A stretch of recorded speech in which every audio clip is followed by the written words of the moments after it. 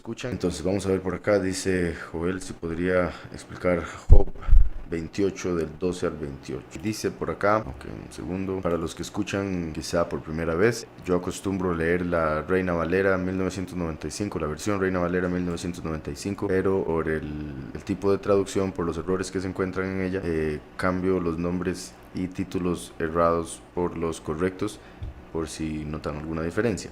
Entonces, Job 28, a partir del 12, dice, mas ¿dónde se halla la sabiduría? ¿Dónde se encuentra el lugar de la inteligencia? No conoce su valor el hombre, ni se halla en la tierra de los seres vivientes. El Todopoderoso, cuando emanó su espíritu, que es básicamente su voluntad, la Ruach HaKodesh, es de ese espíritu que emanó la sabiduría. De hecho, en lo que llaman el árbol de la vida en Cábala, la sabiduría es lo primero que emana de la corona, llamado Keter. Entonces la corona se llama Keter y de ahí sale la sabiduría, así como la sabiduría salió de Yahweh. La pregunta también para Job es para que él entienda, lo cual es curioso, la paradoja, el hecho de que el mismo entendimiento solo puede provenir del Todopoderoso, del Creador. Todas las personas que piensan en lo material y en la evolución y en otro montón de cosas que los alejan del Todopoderoso Creador, no se ponen a pensar dónde es que se encuentra la sabiduría. ¿Por qué es que ellos se consideran tan sabios o tan inteligentes? Si es que lo hacen, deberían ponerse a pensar de dónde salió la inteligencia, porque quizá ellos piensen poder explicar lo que la carne,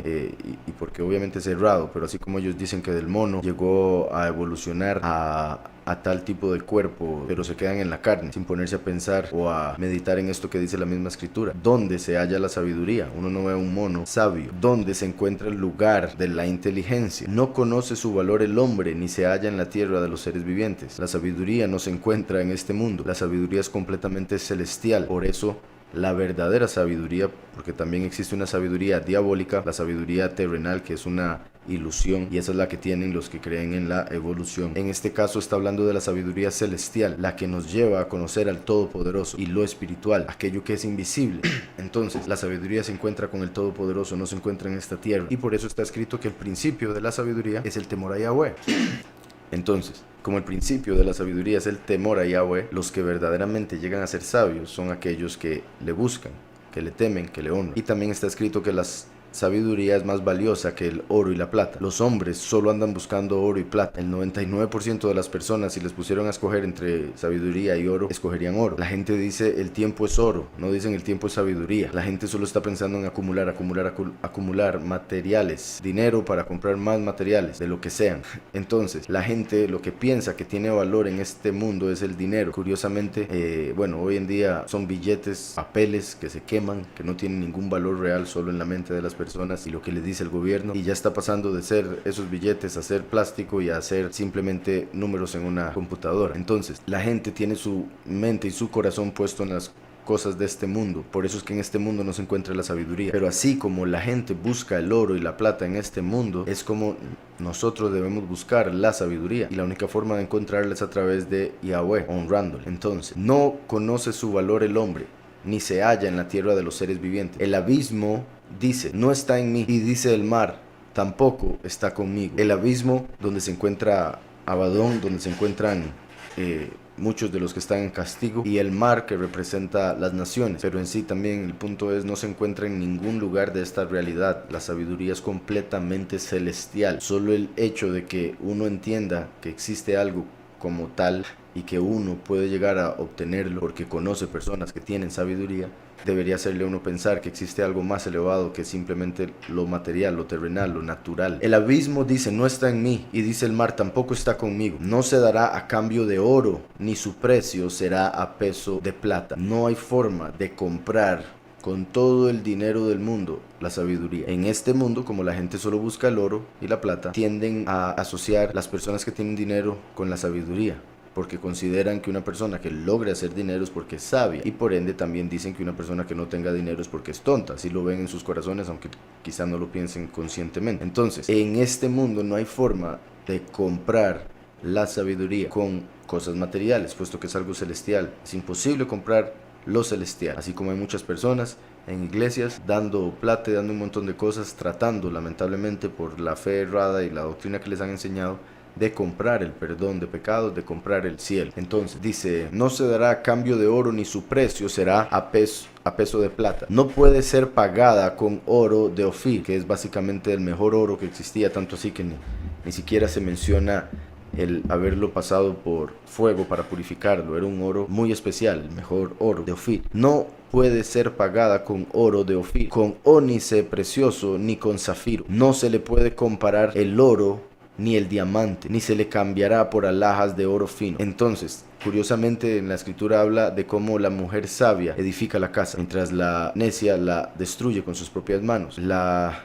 mujer prudente, la mujer sabia, es clave, puesto que de hecho el espíritu en la mayoría de los casos en la escritura en hebreo aparece como femenino. Entonces la sabiduría representa un aspecto femenino, por eso es tan valioso el encontrar una mujer sabia. Por eso es una mujer sabia vale inmensamente, puesto que la mayoría de las mujeres comúnmente solo buscan alhajas, cosas de oro, diamantes, cosas preciosas que las hagan brillar y que las hagan verse de una manera específica, sin pensar cómo se ven en el alma, cómo se ven espiritualmente para el Todopoderoso y para el mundo real que es el espiritual. Entonces no se le pueden comparar el oro ni el diamante, ni se la cambiará por alhajas de oro fino. ¿Y qué decir del coral o de las perlas? La sabiduría vale más que las piedras preciosas. No se iguala con ella el topacio de Etiopía, ni puede pagarse con oro fino. Aquí se han mencionado montones de piedras preciosas y metales que también se van a utilizar, como aparece en Apocalipsis, en la Nueva Jerusalén. Y en sí la Nueva Jerusalén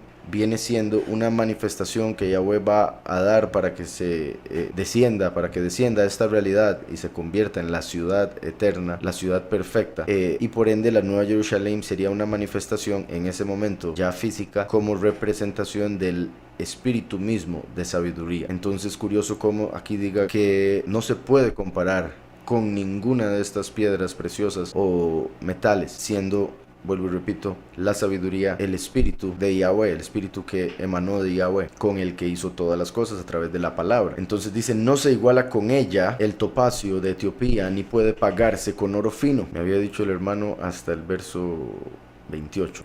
¿De dónde pues procede la sabiduría? ¿Y dónde se encuentra el lugar de la inteligencia? ¿De dónde pues procede la sabiduría y dónde se encuentra el lugar de la inteligencia? Como decía ahora con respecto al árbol de vida, lo primero que emana de la corona es la sabiduría. Lo segundo es la inteligencia o el entendimiento, Jokmah y Binah en hebreo. Entonces, ¿de dónde pues procede la sabiduría y dónde se encuentra el lugar de la inteligencia? Interesante, como dice procede, pues ahora mencioné, es lo primero que sale o emana de la corona del Todopoderoso. Procede la sabiduría y después de dónde se encuentra el lugar de la inteligencia. Curioso como Yahushua, que fue quien reveló el espíritu de sabiduría, siendo él el primero en venir del Padre, es el camino, como a través del cual nosotros procedemos hacia el Padre, recibiendo la sabiduría que viene de él, a través de su Hijo. Y después, donde se encuentra el lugar de la inteligencia, así como este lugar, la tierra, es donde Yahweh va a depositar, por ponerlo de alguna manera, la inteligencia, siendo eso lo que se manifiesta a través del último, el entendimiento de todo lo que Yahushua reveló a través de la sabiduría que él dio. Entonces, verso 21, encubierta está a los ojos de todo viviente, la sabiduría. Encubierta está a los ojos de todo viviente, y a toda ave del cielo le es oculta. Esto es muy interesante porque, curiosamente, se habla de que Salomón hablaba con los animales, y según algunos escritos que hablan de eso, dicen que de los animales, las aves eran los más inteligentes o los que más conocimiento tenían de la creación. Por otro lado, las aves representan a los ángeles, y como ya he mencionado, los ángeles son de una realidad que está abajo del Todopoderoso, la realidad celestial, eterna, aunque en el cristianismo y mucha gente tiende a mezclarlos, como si Yahweh estuviera en la misma realidad de los ángeles. Pero en sí los ángeles son una realidad más baja, una realidad intermedia entre Yahweh y los hombres, y esos ángeles son representados por los pájaros, por las aves de este mundo. Por eso el hecho de que dice a toda ave del cielo le es oculta, es porque ni siquiera los ángeles entienden lo que es la sabiduría. Los ángeles tienen conocimiento para hacer cosas, pero no sabiduría.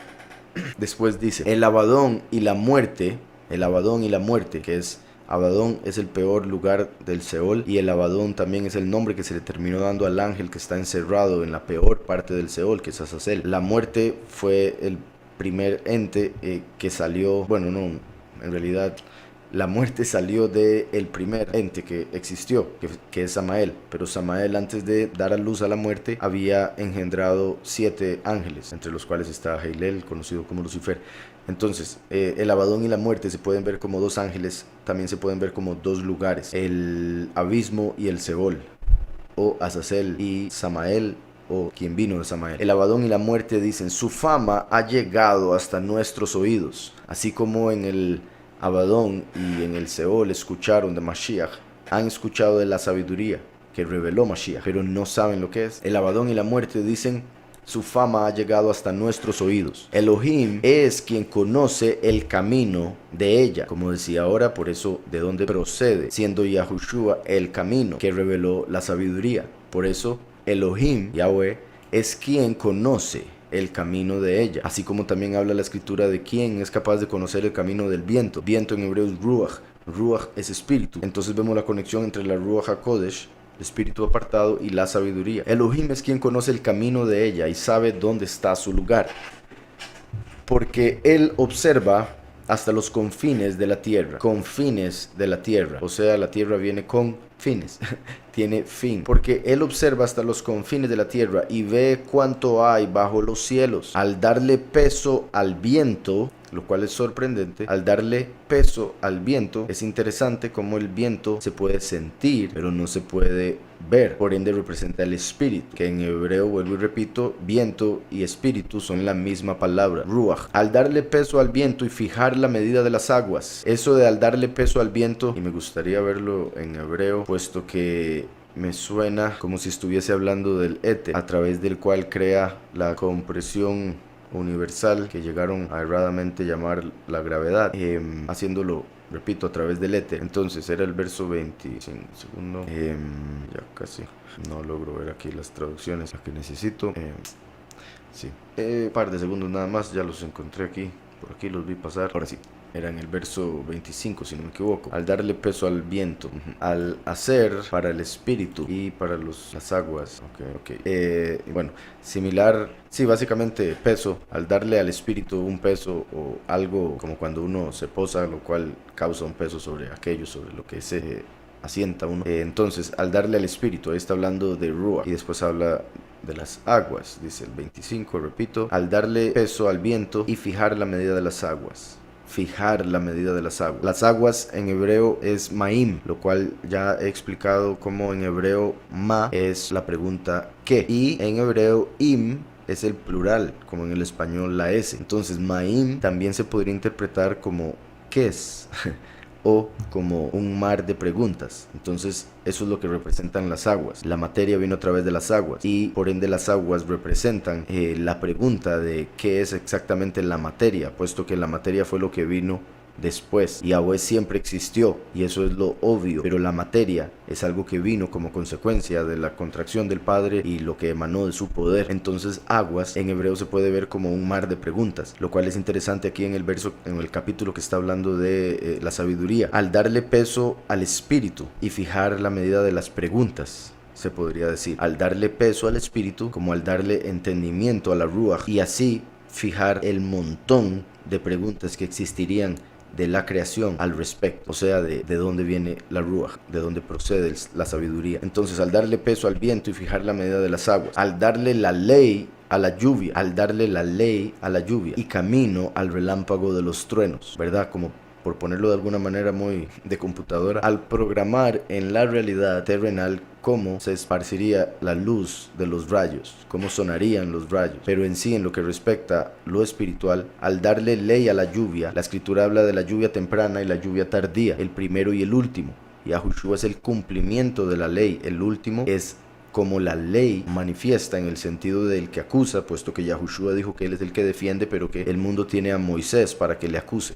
Moshe, como el testigo de Apocalipsis 11, uno de los 2 testigos. Entonces, al darle ley a la lluvia, en el sentido de la naturaleza, obviamente, al decirle a la lluvia cómo funcionaría, hasta dónde llegaría, cuándo podría inundar y cuándo no, dependiendo del pecado de las naciones, donde caería. Y el camino al relámpago de los truenos, al resplandor de los truenos, se podría decir. En hebreo, bueno, en la escritura vemos que los truenos son la voz de Yahweh. La primera venida, Yahushua, vino como la lluvia temprana, como el rocío del que salía el maná, siendo Yahushua el maná, el lejem de vida o el pan de vida celestial, quien cumplió la ley. Entonces es interesante como dice, al darle ley a la lluvia, así como Yahushua descendió como el agua de vida, siendo el maná para cumplir la ley. Y después de que dice darle ley a la lluvia, así como le dio una ley a Yahushua para que la cumpliera, ahora dice y camino al relámpago de los truenos, como diciendo y le dio un camino a la luz que sale de la voz de Yahweh. O sea, y darle al último, que es la voz de Yahweh, puesto que Yahushua es el primero, es la palabra. Entonces Yahushua es la palabra y el último es la voz. La voz son los truenos. Yahushua dijo, yo soy el camino, la verdad y la vida. Nadie viene al Padre si no es por mí. Entonces Yahushua le dio un camino a la segunda venida, que es la voz, que es el trueno. Y a través de la voz del último va a salir luz, como el relámpago sale del trueno. Curiosamente, Zeus, de donde viene el título Dios, que todo el mundo invoca, bueno, que la mayoría de las personas invocan, Zeus lo llaman el dios del trueno. Es curioso que ese ángel, Heilel, que después fue llamado Zeus, fue utilizado para hablar a la humanidad por 4000 años antes de que Yahushua le quitara el puesto como poderoso de este mundo, aunque se mantiene sobre aquellos que lo siguen adorando de una u otra manera, de una u otra religión. Es curioso cómo Yahweh manda al último para vencer a Lucifer a través del poder que le da Yahushua, puesto que todo lo podemos en el Mesías que nos fortalece. Entonces curioso que diga camino al relámpago de los truenos. Le dio Yahushua, que es la luz, para que saliera a través de la voz, que es el último. Camino al relámpago de los truenos. Ya entonces la vio él y la puso de manifiesto. Yahweh había visto absolutamente toda la historia. Todo lo que está pasando ahorita, él ya lo había visto a través de su sabiduría. Y después, como vio lo que él iba a recibir a través de la creación, hizo que se manifestara. Entonces, por eso dice, ya entonces la vio él y la puso de manifiesto. La sabiduría. La preparó y también la escudriñó, mostrando también, ¿verdad?, cómo la sabiduría salió de Yahweh y él mismo, como dice aquí, la manifestó, la vio, la preparó y también la escudriñó. Como un hombre cuando se enamora de una mujer y se casa con ella, la escudriña. Y curiosamente, palabra que se utiliza también para estudiar la escritura, que es donde se encuentra la sabiduría. Entonces, ya entonces la vio él y la puso de manifiesto, la preparó y también la escudriñó, como si fuese, repito, la escritura, la Torá, de donde viene la congregación que se va a casar en las bodas del Cordero con Mashiach en Apocalipsis 19. Además de que menciona los 4 niveles de interpretación o las 4 letras del nombre del Padre. Ya entonces la vio él como la Yud y la puso de manifiesto como la Hei, que es el espíritu. Manifiesto, por eso es como espíritu que sale de la boca, esa letra, Hei. Ya entonces la vio él y la puso de manifiesto. La preparó como la Vav, que fue preparada la congregación a través del sacrificio de Mashiach. La Vav es un hombre y es un clavo, como el hombre que fue clavado. Y también la escudriñó, una vez más como la Hei, que revela entendimiento, cuando uno escudriña la escritura. Verso 28, y dijo al hombre, el temor de Yahweh, bueno, voy a ver aquí como lo dice en hebreo, y dice del hombre Adonai, el temor de Adonai. Adonai es el plural de Adón, o sea, hace alusión a Yahweh y Yahushua al mismo tiempo. Es como el último alabando a Yahweh a través de Yahushua. El temor de Adonai es la sabiduría. Por eso el principio de la sabiduría es el temor de Yahweh. El temor de Adonai es la sabiduría. Y el apartarse del mal, la inteligencia. Después de todo eso, en este verso explica claramente. Yahweh, a través de su nombre, Yud Hei Vav Hei, revela la sabiduría. Puesto que, repito, el verso 26, 27, 28. Curiosamente el verso 26 es el nombre, el valor numérico del nombre de Yahweh. Pero en sí, en realidad estos 4 es el 27 y 28 nada más. Dice, ya entonces la vio él como la Yud y la puso de manifiesto, la preparó y también la escudriñó. Entonces, una vez que hizo todo eso, dijo al hombre, el temor de Adonai es la sabiduría. Temer a Yahweh, honrarlo, servirle, buscar complacerle, cumplir sus mandamientos. Eso es ser sabio y por ende a través de esas acciones se recibe la sabiduría. Y apartarse del mal, la inteligencia, el entendimiento. Apartarse del mal es lo que hace una persona inteligente. Por ende, una persona que busca hacer lo malo es un tonto, porque está buscando el fuego, está buscando castigo, está buscando sufrir y otro montón de cosas. Y eso obviamente no es inteligente. Entonces, apartarse del mal, la inteligencia. Como decía, el primero y el último, sabiduría y entendimiento. El temor de Adonai es la sabiduría, lo que se manifestó a través de Yahushua. Y ahora, el apartarse del mal, puesto que esta es la peor generación en la que más mal hay, y se promueve y se ve lo malo como bueno. Entonces, apartarse del mal, que hoy en día ven como bueno, es la inteligencia. Claramente nos van a llamar tontos, pero es parte de... Entonces, espero haya quedado claro, el hermano Joel. Vamos a ver por acá. Y bueno, ahorita respondo esa otra para ver las preguntas de otras personas. Dice Celio por acá: algunos juzgan al fulano de tal en el libro de Ruth como orgulloso porque no quiso redimir a Ruth. También porque no se menciona su nombre, como usualmente pasa con gente que no merece ser mencionada. Shalom por la aclaración. Sí, recuerden que existe el aspecto histórico, el aspecto literal, físico, y existe el aspecto espiritual, profético. Hay razones por las que ese hombre no se mencionó por nombre, y también razones por las que ese hombre no quiso redimir la tierra, porque venía con una gentil, venía con Ruth. Es posible, por supuesto, es posible que ese hombre en esa historia simplemente haya visto, como la mayoría de la gente en ese pueblo, en ese tiempo del pueblo, veían a los gentiles. Es posible que él haya decidido no hacerlo porque era una gentil, simplemente viéndola como no merecedora y otras cosillas por ahí. Es posible, por supuesto, porque el libro no lo dice con respecto a la historia. También es cierto que a las personas que hacen lo malo, sus nombres no se les mencionan en la escritura. En algunos casos se les cambia el nombre. En este caso se le llama fulano de tal, almoní, peloní en hebreo. Esos términos que se traducen como fulano de tal, al final terminan siendo una revelación, porque peloní viene de algo revelado. En el caso de alguien cuyo nombre no es revelado y por ende hay que llamarlo así. Entonces, históricamente es posible que la persona a la que se refiere el libro no haya sido la mejor de las personas, no haya sido muy justo, y esa haya sido la razón de rechazar a Ruth, y por otro lado que su nombre no apareciese. Pero en lo que respecta lo que el libro, lo que el espíritu nos quiere decir, razón por la cual aparece cada palabra de la manera que aparece en hebreo, y entre esas se le da un título, no es que no aparece su nombre, no aparece su nombre, no se revela, pero sí se le llama de una manera, y es almoní, peloní. Cuando vemos eso en el hebreo, vuelvo y repito, hace alusión a un nombre que no había sido revelado. Y por todo el contexto del libro entero, vemos que está haciendo alusión al fin de los tiempos, cuando el nombre del primer redentor no habría sido revelado, y la gente lo estaría llamando como Peloní Almolí o fulano de tal. Cuando las personas llaman al Mesías por un nombre falso, es básicamente llamarlo como por un insulto, o porque no se les ha revelado el nombre. Entonces es como si lo llamaran fulano de tal. Entonces ese es el punto que vemos en el libro. Obviamente, vuelvo y repito, en lo histórico no sabemos la forma de ser de esa persona, pero lo único que tenemos es todo lo que está ahí escrito, y la forma en que está escrito lo que hace es revelar que ese hombre representaba a Yahushua el primero. Yahushua dijo: yo vengo por las tribus perdidas de Israel. Por eso representa al fulano de tal que no quiso mezclarse con la gentil, como el primero que solo viene por Israel, por el pueblo, genéticamente el pueblo de Israel, y el último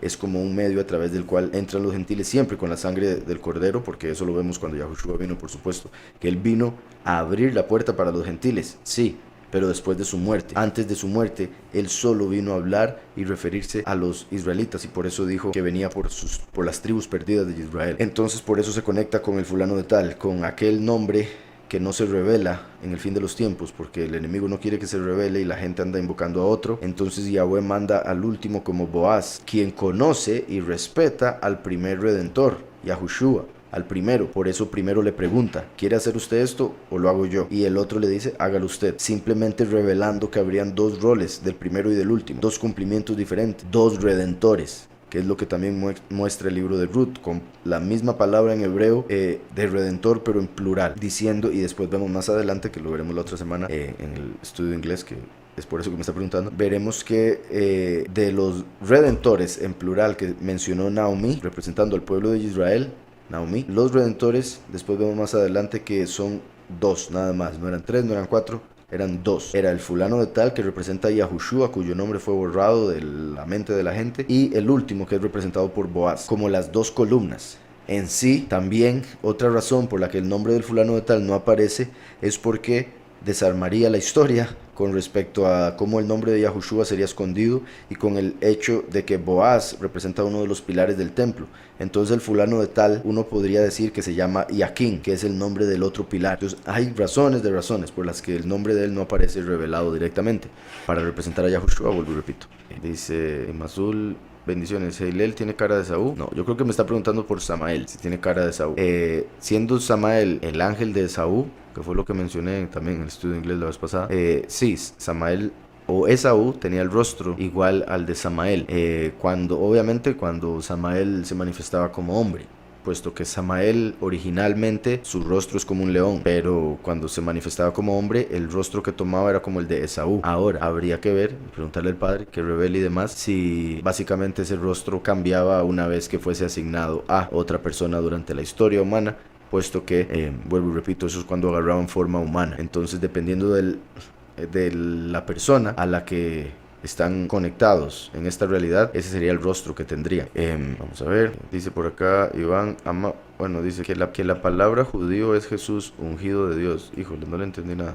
Ok, me está diciendo, no sé si es ok, ahora sí. Dice que la palabra judío es Jesús, ungido de Dios. ¿Qué es Yahudí? ¿Qué tan cierto es? Pues bueno, entendí el sentido de que ya había logrado ver cómo leer la pregunta, pero en sí la pregunta misma no la entiendo. Yahudí quiere decir el que alaba a Yahweh. Jesús, ya hemos hablado muchas veces de lo que significa. Dice usted que judío, no sé si está diciendo que judío quiere decir Jesús ungido de Dios, pues en lo absoluto, porque todas las personas que se hacen llamar judíos rechazan a Jesús como Mesías y a Yahushua también. Entonces nunca pondrían en su propio título ese significado. Y en lo que respecta a Yahudí, como ya dije, es otra cosa, es Yahweh, el que alaba a Yahweh. Eso es un Yahudí. Vamos a ver. Dice, ¿y qué iglesia se refiere a una diosa pagana? Ay, ¿qué iglesia? Pues sí, es muy posible, sí he visto algo al respecto. Como yo ya les he dicho, yo no utilizo el término iglesia porque viene del griego eclesia. En hebreo tenemos el término kahal, que es de donde viene Kehilá. Entonces una congregación es una Kehilá, según la verdad o según lo que vemos en la escritura. Pero después se metieron los griegos y con eso metieron también nombres de dioses griegos. Entonces sí he visto algo al respecto, pero normalmente simplemente aparece como una palabra griega, eclesia, que lo traducen como un llamado. Dice, ¿será malo ir a un psicólogo? Pues obviamente es que, digamos, lo que diga por acá se va a interpretar de muchas maneras, depende de la persona. Una persona que está con el Padre, con el Todopoderoso, busca del Padre a través de la oración y la escritura, yo en realidad no considero que tenga necesidad de ir a un psicólogo, pero también sé que hay personas que les cuesta, ¿cómo lo puedo poner?, lidiar con algunas cosas de sus vidas, con algunas situaciones, lograr pasar algunos traumas y demás, por lo cual también podría entender cómo un psicólogo que ha estudiado al menos un poco de cómo funciona la mente del hombre puede ayudarle a manejar de una manera básicamente mecánica esa situación, pero no de una manera pues espiritual o verdadera. O sea, estaría tratando un aspecto de una manera superficial en vez de ir a la raíz, al origen del problema. Dice por acá Mateo 23:23. Dice, ay de vosotros, escribas y fariseos, hipócritas, porque diezmáis la menta, el anís y el comino, y dejáis lo más importante de la ley, la justicia, la misericordia y la fe. Esto era necesario hacer sin dejar de hacer aquello. Está diciendo a los escribas que eran unos hipócritas porque llegaban a diezmar hasta de cosas que no era necesario diezmar para hacerse creer ellos mismos que estaban siendo purificados y que eran mejores que el resto, porque como adoraban el dinero, entre más dinero daban, más se sentían puros, más se sentían que estaban haciendo sacrificio. Entonces, y digo dinero en el caso para traerlo a este tiempo, pero ahí está hablando de anís, comino y menta, repito, como cosas que no era necesario traer, pero ellos lo hacían para que dijeran, uy, vea, hacen extra. Sin embargo, Yahushua les dice, dejáis lo más importante. O sea, el diezmo no deja de ser importante, pero no es lo más importante. Dice, dejáis lo más importante de la ley, la justicia, la misericordia y la fe. Entonces está comparando a la menta con la justicia, el anís con la misericordia y el comino con la fe. Dejan esas tres cosas, la justicia, la misericordia y la fe, que es lo más importante de la escritura y de nosotros creer y ponerlo por obra.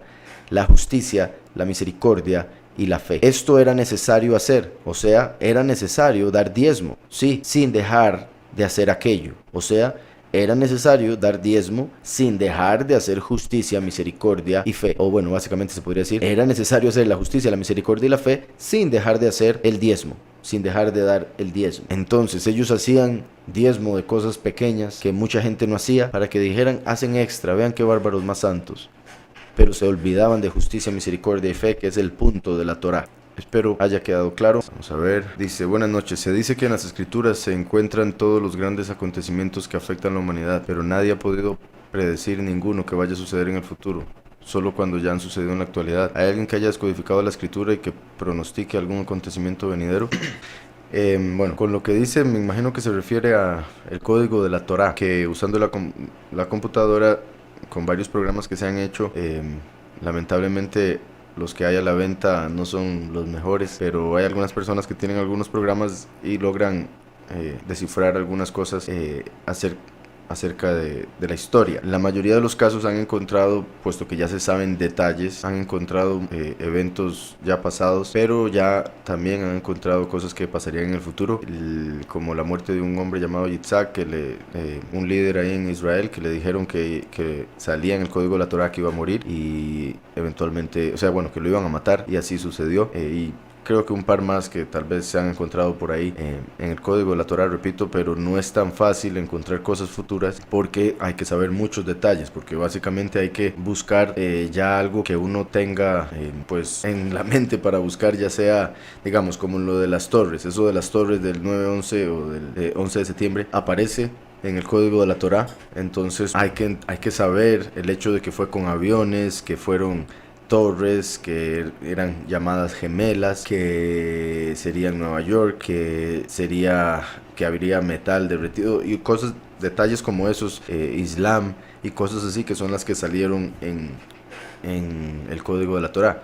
Y también obviamente en la historia que le dieron al mundo, por si algo también, porque de fijo hay muchas otras cosas que se pueden encontrar, pero que hay que buscarlas para ver si se encuentran alrededor de todas esas palabras, puesto que funciona como una sopa de letras. El código de la Torá se encuentran palabras de derecha a izquierda, de izquierda a derecha, para abajo, para arriba, en diagonal, y se conectan con eventos de la historia, repito.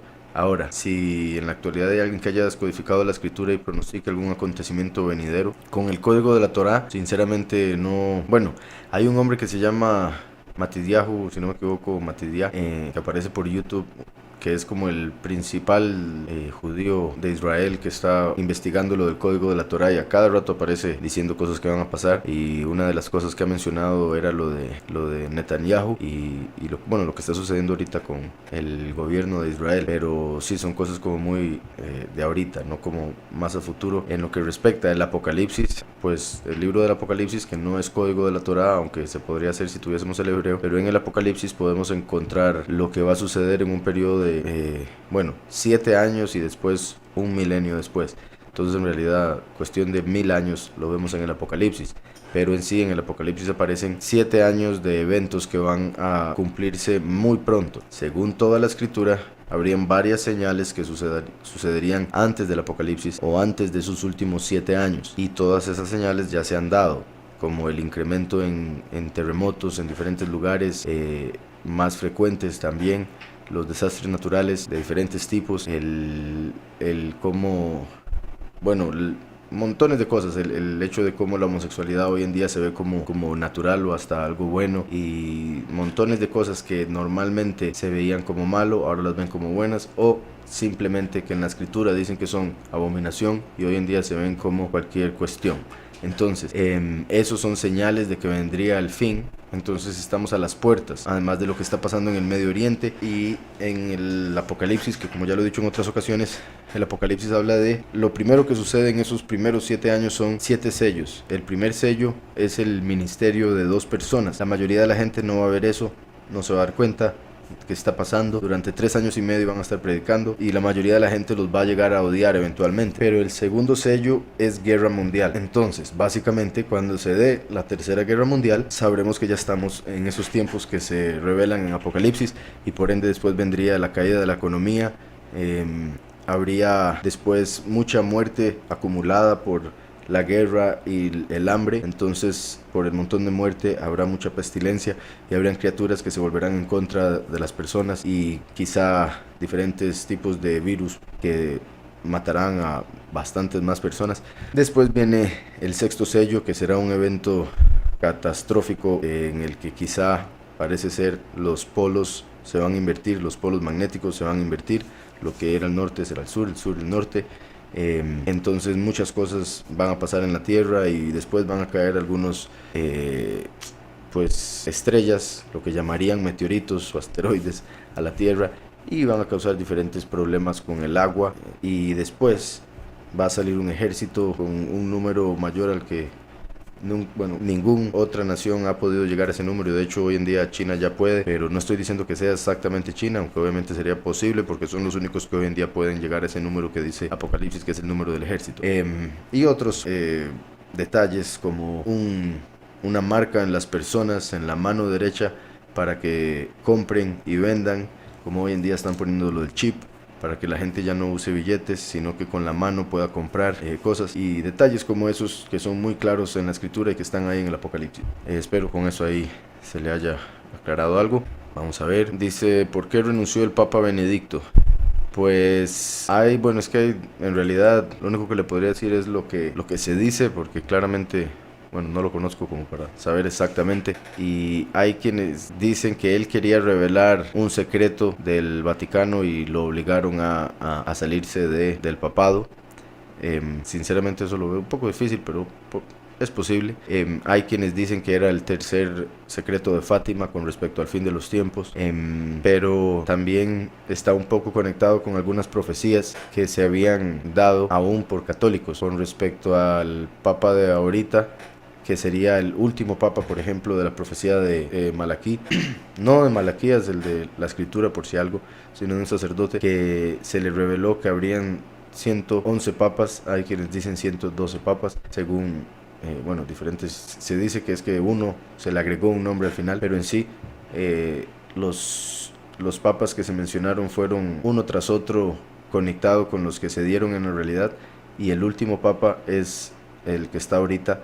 Y según esa profecía, que hasta el momento ha sido correcta, decía que este que está ahorita sería el último. Entonces eso también podría estar relacionado en un sentido espiritual, me refiero a la razón por la que Benedicto tuvo que salir antes de morir.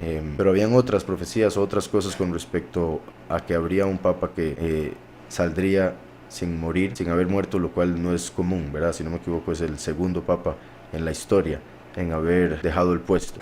Y también había escuchado por otro lado que el secreto o el escándalo tenía que ver con cuestiones del banco y del montón de dinero que hacen en el Vaticano haciendo cosas incorrectas. Pero bueno, sí, creo que son diferentes teorías y de fijo se pueden encontrar más.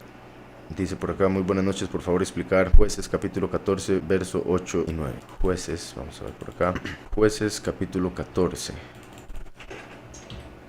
Y me dice 8 y 9, dice, al volver después de algunos días para tomarla, refiriéndose a, 8 y 9, 14, okay, refiriéndose a una mujer de Timnat con la que Sansón se iba a casar. Dice, al volver después de algunos días para tomarla, se apartó del camino para ver el cuerpo del león muerto, un león que él había matado. Y vio que en el cuerpo del león había un enjambre de abejas y un panal de miel. Tomándolo en sus manos, fue comiéndose la miel por el camino. Cuando alcanzó a su padre y a su madre, les dio también a ellos para que comieran, pero no les reveló que aquella miel había tomado del cuerpo del león. Estos son unos versos, de hecho, muy reveladores, muy interesantes. Sansón representa la segunda venida, representa el último. Eso se dice en el judaísmo que representa al Mesías. Con respecto a la escritura, vemos en Génesis 49 que Jacob, cuando estaba dando la bendición y vio a el antepasado de Sansón, él mencionó la salvación como algo que traería Mashiach,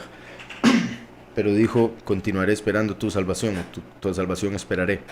Entonces lo que quiere decir es que vio a Sansón y pensó que él era el Mesías, pero cuando lo vio como terminó todo, se dio cuenta que tendría que seguir esperando por Mashiach. En lo que respecta a la historia de Sansón, por todo lo que vemos a través de la escritura, se conecta con la segunda venida, porque la segunda venida es el sol de justicia. Sansón quiere decir sol, o como el sol, y el último, repito, la segunda venida es el sol de justicia. Yahushua es la luz. Entonces la luz sale a través del sol, así como ahora mencioné la luz que sale del trueno como la voz. Entonces la palabra que sale de la voz. En este caso entonces, repito, Sansón como el que es como el sol, o sea, el que representa el sol de justicia, él tenía un voto y en el voto no podía tocar cuerpos muertos, no podía beber vino y no podía cortarse el cabello. Entonces, en este caso, lo que muestra en lo que respecta a la letra, el aspecto físico, es que él estaba tocando un cuerpo muerto. Estaba fallando en uno de sus votos y fue por eso que después, cuando estaba bebiendo vino, rompió otro, y cuando se le cortó el cabello fue cuando se rompió el tercero, o sea, la tercera cosa que no podía hacer, y por ende fue ahí donde se le quitó la fuerza. No fue que la fuerza toda estaba en su cabello, no, la fuerza estaba en el espíritu de Yahweh que estaba sobre él, que cuando él rompió esos 3 puntos, ese espíritu se apartó de él. Entonces, en este caso, él había matado a un león. En la escritura vemos que Satanás anda como león rugiente, viendo a ver a quién devorar, ¿verdad? Yo creo que en lo histórico o en lo literal es claro lo que ahí dice, entonces nada más voy a explicar lo que representa espiritualmente. Satanás anda como león rugiente, viendo a ver a quién devorar. Satanás está a cargo, o es de quien salió la muerte, y está escrito que la letra mata, más el espíritu vivifica. Entonces, cuando se interpreta erróneamente la escritura, se termina sirviendo o siguiendo al espíritu de la muerte, o sea, a Satanás. Por eso Satanás mismo se conoce la escritura y él mismo la utilizó para tratar de tentar a Yahushua. Entonces, digo todo eso porque también está escrito que la Torá es como miel, es como un panal de miel. Cuando nosotros estudiamos la escritura, es dulce al paladar y amarga en el vientre, dulce como la miel, por el hecho de que es sabiduría, es entendimiento, es conocimiento, es consejo, pero también es amarga el vientre porque nos revela lo que estamos haciendo mal. Entonces, y curiosamente también la miel obviamente es dulce, y el panal, si uno se lo come, puede tener un aspecto amargo al tragarlo. Entonces, similar a lo que dice la escritura de la Torá. Con todo eso que acabo de explicar, leo otra vez. Dice, al volver después de algunos días, tomando solo estos 2 versos, sería como al volver después de 2 días, la segunda venida, porque para Yahweh un día son como 1000 años, por ende, al volver después de 2000 años, para tomarla a la congregación, a su esposa, se apartó del camino para ver el cuerpo muerto del león. Como sabemos, el último cae en error, como lo que representaría apartarse del camino. En este caso, el punto es que fue a ver dónde estaba el león, o sea, se apartó un momento de la dirección a la que se dirigía, que era básicamente ir a buscar a la mujer. Se fue un momento a ver el león. Y sucedió algo sorprendente. Él vio que estaba un panal de miel dentro del cuerpo del león muerto. Ese león muerto es Satanás. Entonces, él, a través de Yahushua, que vino hace 2000 años y por ende representa un momento antes, o básicamente quien mató al león, o en la fuerza a través de la cual Sansón mata al león, por ende Satanás está muerto hoy en día a través de Yahushua. Y de hecho también se habla en Apocalipsis de que él es el que era, no es y será, porque se va a manifestar en la tierra y la gente lo va a aceptar como el Mesías. Entonces, se apartó del camino para ver el cuerpo muerto del león, y vio que en el cuerpo del león había un enjambre de abejas y un panal de miel. Entonces, es como si vio que la escritura, la Torá, estaba dentro de este ángel que terminó siendo negativo. Por eso la letra mata. El león muerto tenía dentro un panal de miel. Entonces Yahweh utilizó un ángel para la revelación de la ley, pero Mashiach, el ungido, fue quien cumplió la ley. Mashiach se manifestó para el cumplimiento de la ley. Y ahora viene aquí el último, que con la fuerza de Mashiach, puesto que está escrito, todo lo puedo en el Mesías que me fortalece, mata al león, mata a Satanás, así como el poder de Satanás sobre nosotros se acaba una vez que creemos en Mashiach y morimos al mundo a través de él. Entonces mata al enemigo y a través de Mashiach saca del enemigo el entendimiento o la dulzura de la comprensión de la escritura a través del espíritu de Yahweh, porque el espíritu da vida, pero la letra mata. Entonces la letra en manos del ángel es muerte, como el león muerto, pero en las manos, en este caso como Sansón del último, es comida para vida eterna, es dulzura. Entonces había un enjambre de abejas y un panal de miel. Tomándolo en sus manos, fue comiéndose la miel por el camino. Entonces fue como si dijese estudiando la Torá en Yahushua, comiéndose la miel por el camino. Yahushua es el camino, la miel es la Torá. Comer es estudiar, es digerir lo que, o entender aquello que uno está estudiando es como digerir lo que se está comiendo. Entonces, fue comiéndose la miel por el camino. Cuando alcanzó a su padre y a su madre, les dio también a ellos para que comieran. Entonces, en el aspecto de la letra, curiosamente, confirmando lo que hablábamos ahorita, esto es como que no les informó a ellos que salió de un cuerpo muerto. Debió haber hecho eso porque podía estar mal esa comida y hacerles algún daño, o obviamente impura según la letra, y no debieron tocarla. Pero en el aspecto espiritual, él llegó a encontrar dulzura en la letra a través del espíritu, y por eso se lo quiso dar a sus padres, a su padre y a su madre, como a la congregación. Cuando alcanzó a su padre y a su madre, les dio también a ellos para que comieran, pero no les reveló que aquella miel la había tomado del cuerpo del león. También por el hecho, en el sentido espiritual, repito, de que hay personas que no son capaces, por la falta de entendimiento, de comprender algunas cosas que se les podría revelar. Sansón sabía que ellos no hubiesen entendido, entonces no se los reveló. Repito, según la letra no estuvo bien. Según el espíritu, por lo que estoy aquí explicando, con el hecho de que el león representa al enemigo, la miel, la Torah, es el hecho de que hay cosas, como ya hemos venido hablando también en la congregación con respecto a la leche espiritual, que son los principios de la escritura, lo que entienden los niños espirituales, y después está el alimento sólido, que es lo que entienden los adultos espirituales, los que ya han puesto a práctica el entendimiento de la escritura y han llegado a comprender cosas más profundas. Entonces, espero eso haya quedado claro. Vamos a ver por acá. Dice: ¿será que hay bastantes personas en este planeta que llaman al Todopoderoso como usted lo llama? Depende cuántos sean para usted bastantes, pero habrán 144,000 al menos, aunque sé que hay más, pero porque no todos van a entrar. O sea, hay mucha gente que lo usa el nombre, pero no sirve al Todopoderoso como debería. Entonces no todos van a entrar, pero al menos van a haber 144,000, eso es de fijo. Ahora, 144,000 en medio de la cantidad de personas que nos dicen que hay, que es casi, 7.5 billones, si no más. O sea, ya va casi a los 8,000 millones de personas, según lo que dicen, que hay quienes dicen que eso es mentira, pero bueno, de todos ellos sería un 0.02%, por ende son muy pocos, según la misma escritura. Pero vuelvo y repito, hay bastantes personas que usan el nombre, pero no hacen lo que dice la escritura o lo que dice Yahweh. Dice: y también se supone que los pastores y cardenales y hasta el mismo papa son mejores que uno mismo en conocimiento. Usted tal vez supone eso, pero usted es el que, usted puede suponer lo que quiera, pero no quiere decir que sea correcto, y ya solo el hecho de que usted suponga algo que tiene que ver con la vida eterna, lo dé por un hecho, y estén saliendo montones de cosas de pastores y cardenales que roban y que violan, y siga suponiendo que son mejores que usted, a menos de que usted haga lo mismo, pues me parece sorprendente. Pero bueno, dice: se supone que los pastores y cardenales, hasta el mismo papa, son mejores que usted en conocimiento, y aún no dicen el nombre verdadero. No dicen, me imagino que no dicen que el nombre verdadero de Yahweh, como usted lo dice. Ajá.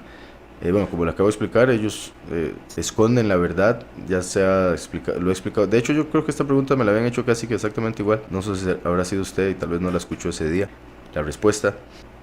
Pero ellos, por un lado, ellos antes por un tiempo le llamaron Yahvé por un error en la pronunciación de Yahweh, cambiando la U por una V, porque la letra Vav en hebreo tiene ambos sonidos, y no entendían que en Yahweh se pronuncia como una vocal, como también hay evidencia. Ellos lo pronunciaron como una consonante, entonces quedaron con Yahvé. Y eso usted lo puede investigar fácilmente, más que por el hecho de que dice cardenales. Me imagino que usted es católico o católica, no sé cuál será el caso, pero bueno, en el catolicismo normalmente lo llamaban Yahvé, lo cual ya es un error, pero aún así andaban casi cerca. Y sorprendentemente hace como 5 años hicieron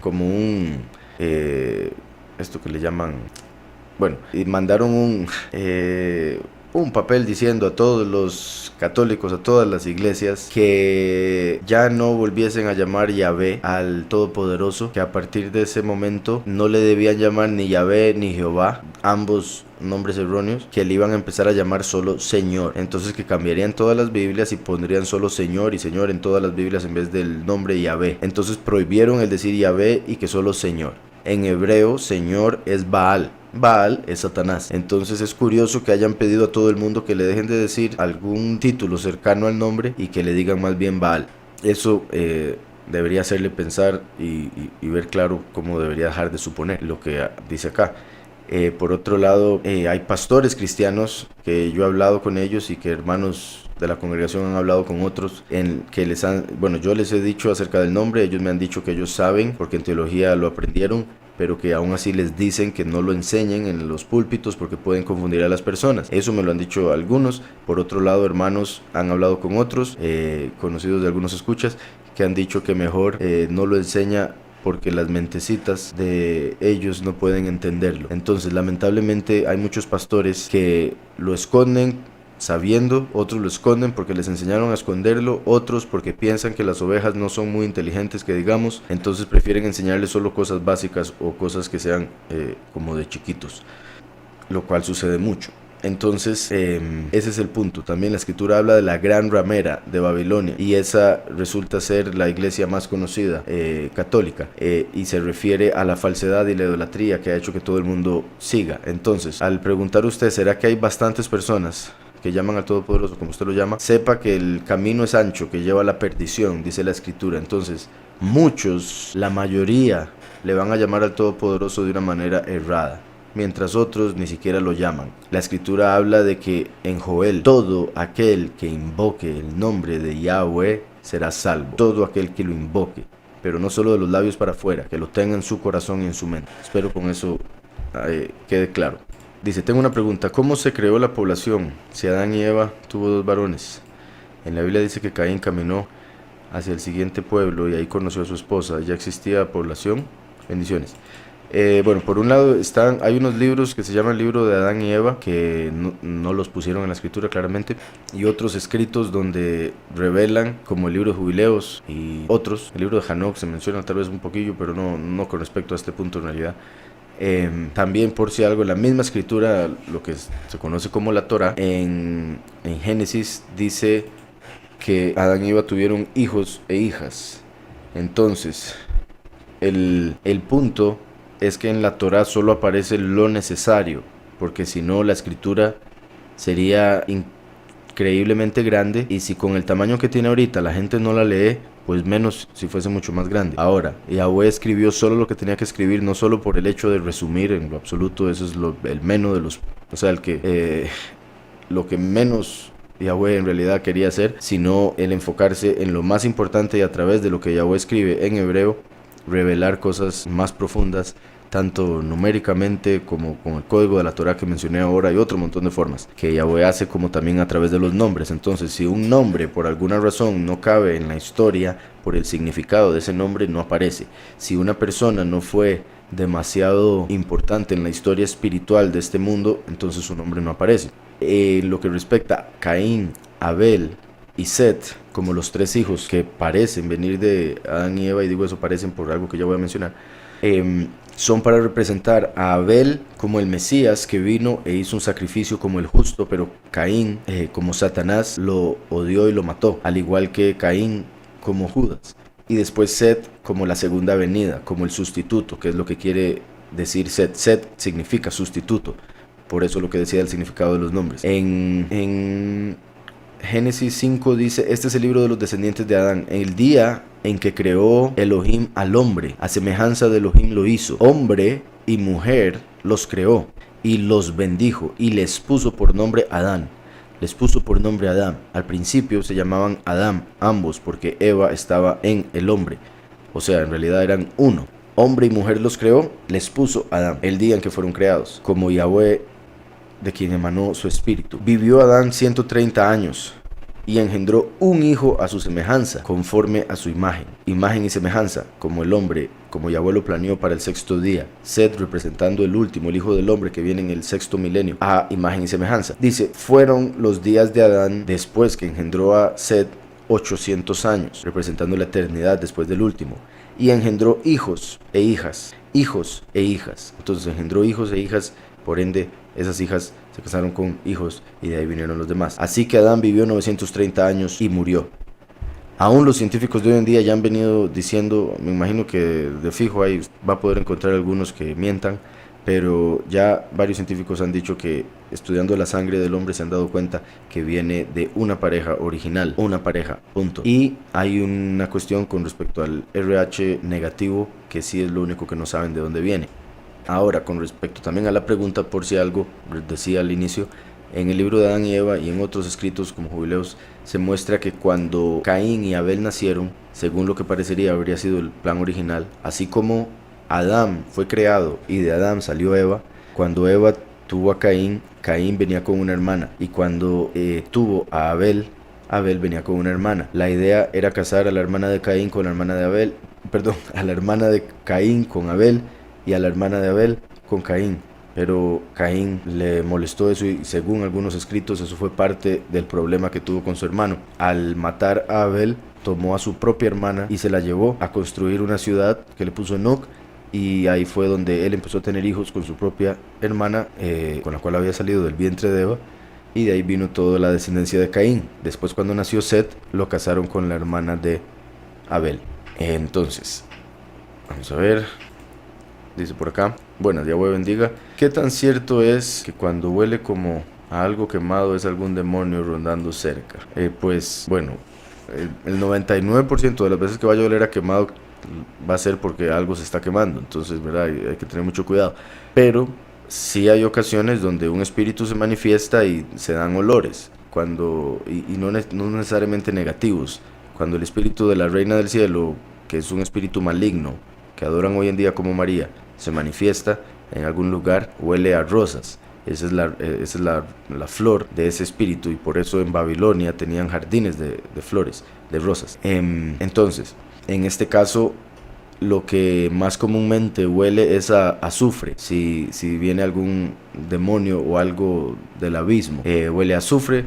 O como dice usted, huele a quemado, pues sí es una posibilidad un día. Y bueno, no necesariamente tiene que ser un demonio, porque dependiendo de la manifestación que se esté dando, habrá que juzgarla.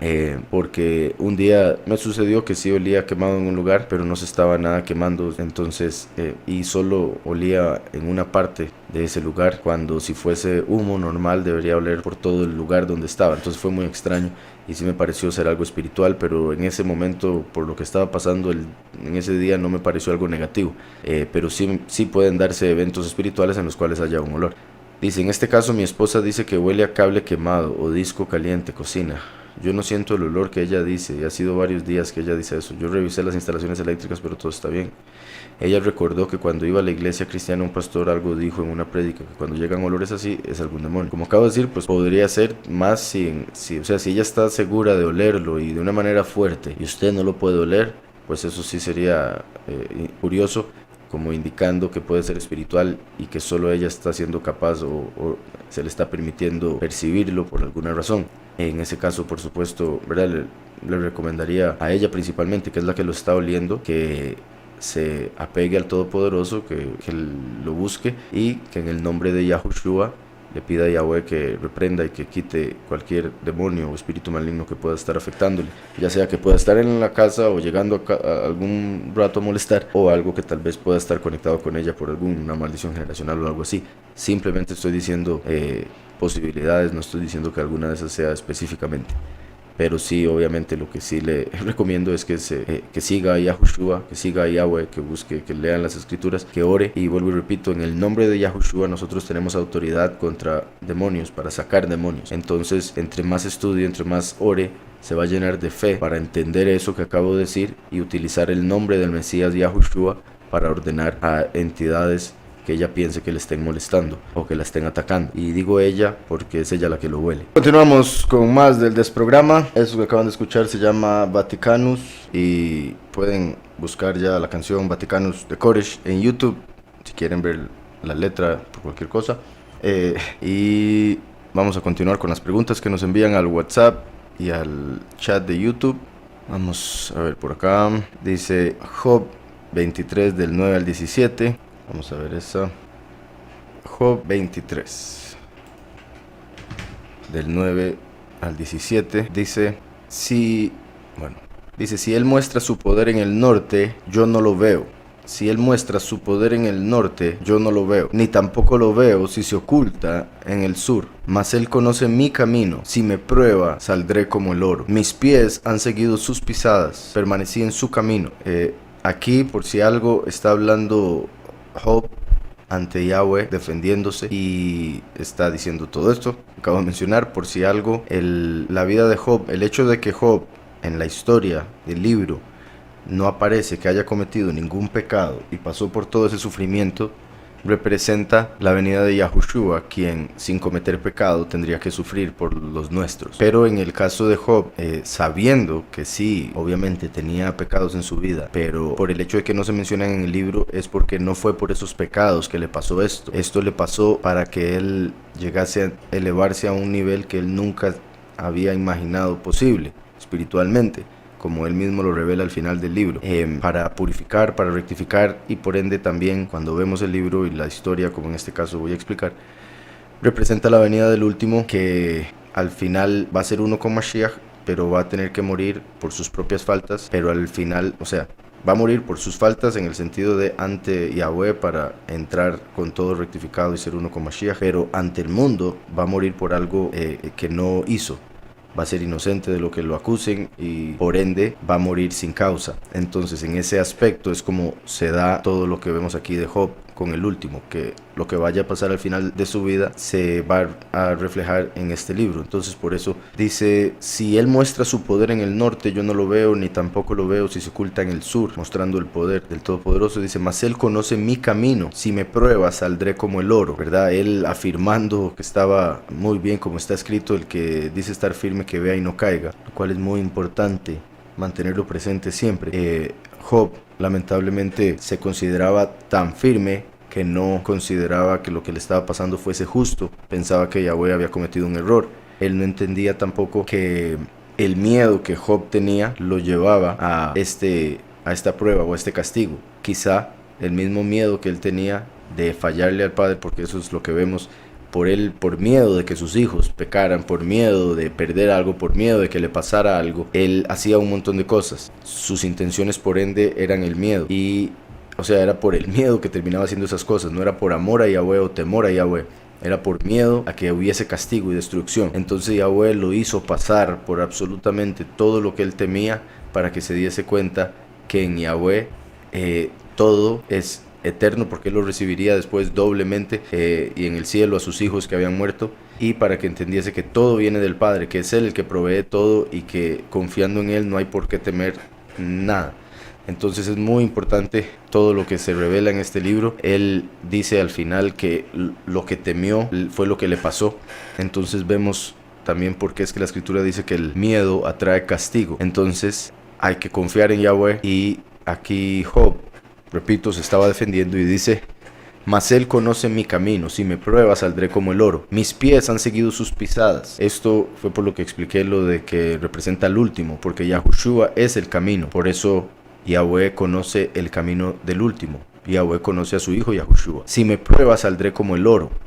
El último viene como el fuego consumidor, pero también a través de Yahushua se va a convertir en oro, porque es como el arca de madera, puesto que es un árbol que va a ser recubierto de oro, como el arca que estaba en el templo. Dice: mis pies han seguido sus pisadas, porque el último busca seguir o imitar a Yahushua, así como dice Pablo: sed imitadores míos como yo lo soy de Yahushua. Y al ser el camino, nosotros debemos buscar seguir sus pisadas, como también aparece que los 144,000 siguen al Cordero por donde quiera que va. Entonces dice: mis pies han seguido sus pisadas, permanecí en su camino sin apartarme de él. Nunca me separé del mandamiento de sus labios, sino que guardé las palabras de su boca más que mi comida. Entonces Job está diciendo lo importante que era para él la escritura, y vuelvo y repito, como el último, refiriéndose a Yahushua, al camino, y a la escritura como lo que comía. Le importaba más, como nos debe importar a nosotros, más la escritura que la comida. Más aprender que estar come y come, porque la comida es para el alma, la comida espiritual, como la escritura, es para el alma, mientras que la comida literal es para la carne, para el cuerpo que se deshace. Entonces, nunca me separé del mandamiento de sus labios. Como decía, esto haciendo alusión a Yahushua, como normalmente hace alusión lo primero. Sino que guardé las palabras de su boca más que mi comida. Yahushua dijo, no solo de lejem vive el hombre, sino de toda palabra que sale de la boca de Yahweh. Y el último guarda las palabras de Yahushua, siendo Yahushua el lejem de vida. Dice: pero si él decide una cosa, ¿quién lo hará cambiar? Si él decide una cosa, ¿quién lo hará cambiar? Esto es tan poderoso. como un rey. Cuando un rey decide que algo tenía que pasar, eso se daba y punto. Nadie le podía decir nada. Yahweh es el rey de reyes. Si él decide una cosa, ¿quién lo hará cambiar? El hecho de que Mashiach tenía que morir, cuando él estuvo antes de morir y empezó a pensar en todo lo que venía, en el sacrificio dijo, oró al Padre y le pidió que pasara la copa de él, pero si no se podía, entonces que se hiciese la voluntad de Yahweh, y por eso tuvo que morir por nosotros. Dice, lo que desea lo realiza, punto. Él tiene todo el poder, lo que desea lo realiza. Él pues llevará al término lo que ha decidido en cuanto a mí. Bendito sea el Padre, y así será con los dos testigos. Él pues llevará al término lo que ha decidido en cuanto a mí, y muchas cosas semejantes que tiene en su propósito. Por eso me espanto en su presencia. Cuando lo considero, tiemblo a causa de él. Elohim ha enervado mi corazón, me ha aterrado el Shaddai. Como he mencionado, y ayer curiosamente creo que fue uno de esos días, el Shaddai es un título que quiere decir omnipotente y que se usa en conexión a la segunda venida, así como Elohim en conexión a la primera. Por eso el nombre de Yahushua sería llamado Emmanuel, Elohim con nosotros. Entonces, curioso, como ya he mencionado, que Job representa al último y que viene aquí, dice Shaddai. Entonces, Elohim ha enervado mi corazón, Elohim como el primero, me ha aterrado el Shaddai como el último. ¿Por qué no fui aniquilado por las tinieblas? ¿Por qué no fue cubierto por la oscuridad mi rostro? Aquí es parte de lo que Job pedía, haber muerto antes de tener que sufrir todo lo que sufrió ahí. Similar, como he mencionado, así como Yahushua vivió una vida tranquila, en Shalom, pero llegó un día en el que todo se volcó y tuvo que sufrir muchísimo, varias horas, un sufrimiento inimaginable. Por otro lado, el último, todo parece indicar que la muerte va a ser dura, pero rápido, puesto que sería fuego que desciende del cielo lo más posible, parece ser eso, según Apocalipsis 13, y un tipo de fuego que desciende del cielo podría ser un rayo, y eso sabemos es muy rápido, pero antes de eso estaría preso 10 días, y además de eso, por el mundo en el que viviría, en el que vive el último, y demás cosas que pasarían en la vida como lo vemos en la escritura, tendría que, y lo digo por el hecho de que es comparado con Jacob. Jacob vivió mucha angustia mental, porque pensaba que le había fallado a sus papás, entonces pensaba que había fallado el mandamiento de honrar a padre y a madre, y eso lo hacía pensar que quizá iba a perder el reino eterno, o sea, pensaba que se iba a ir al infierno. Después, cuando le dijeron que Yosef había muerto, él dijo, aquí ya se me confirmó, porque se me había dicho que Yosef iba a ser parte de las 12 tribus, por ende el que esté muerto quiere decir que el plan ya se vino abajo. Le violaron a la hija, eso de fijo trajo mucho sufrimiento para él. Los hijos fueron y mataron varias naciones después por esa violación de la hija, lo cual también trajo mucha angustia para él, saber que varias naciones querían destruir toda su familia. Y otros aspectos de la vida de Jacob muestran que él básicamente solo se alegró o vivió feliz los últimos 17 años de su vida, feliz completamente. Antes de eso siempre había algo en lo que él estaba pensando constantemente, también cuando quedó esclavo de Labán por varios años. Entonces, Jacob, al representar al último, tiene que ver como, por ejemplo, lo que sería el pasar mentalmente angustiado por algo, o algo similar a la depresión que lleva a muchas personas a pensar que sería mejor no haber nacido, o que los lleva a pensar en suicidio, por ejemplo. Obviamente el último, al estar en Yahweh, no llegaría a nada de eso, pero como Job, en algún punto de su vida, o en varios puntos de su vida, pero principalmente lo más seguro, cuando esté preso los 10 días antes de su muerte, se daría esto del verso 17. Y qué curioso que acabo de decir que los últimos 17 años de Jacob fueron sus mejores años, porque el número 17 representa, es el valor numérico de la palabra Tov, que quiere decir bueno. ¿Por qué no fui aniquilado por las tinieblas? ¿Por qué no fue cubierto por la oscuridad mi rostro? Entonces, espero haya quedado claro eso. Vamos a continuar por acá. Bendiciones a todos los que se han conectado aquí por el chat y que no he saludado. Vamos a ver, ya había respondido varias acá. Dice Mónica, hola, ¿podrías explicar cómo se rompen las maldiciones generacionales?